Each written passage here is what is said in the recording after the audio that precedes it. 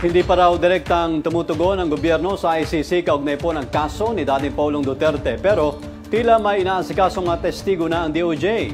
Ano nga ba talaga ang posisyon ng palasyo sa usaping ito? Ang detalye sa kwentong hatid ni Joshua Dayan-Dayan. Pormal na lilinaw ng Malacanang na hindi direktang makikipagtulungan ang gobyerno sa International Criminal Court o ICC kaugnay ng mga kasong crimes against humanity ni dating Pangulong Duterte. Ito ay alinsunod sa sinabi ni DOJ Secretary Boying Remulla na makikipagtulungan sila sa ICC.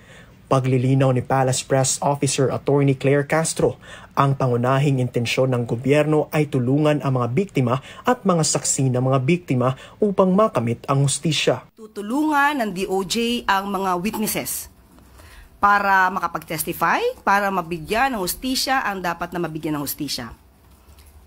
Hindi directly makikipagtulungan sa ICC. Nang tanungin kung may basbas ba ito mula kay PBBM, hindi direktang sumagot si Castro. Yun po ay, yun din naman po ang gusto ng Pangulo, mabigyan ng hustisya ang dapat na mabigyan ng hustisya.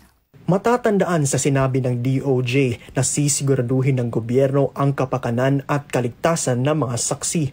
Pero masusing ipinaliwanag na hindi sagot ng gobyerno ang pagbiyahe nila papuntang The Hague sa Netherlands. Dagdag pa ni Castro, sa ngayon ay wala pang sinasabi ang Pangulo kung makikipag-ugnayan ulit sa ICC.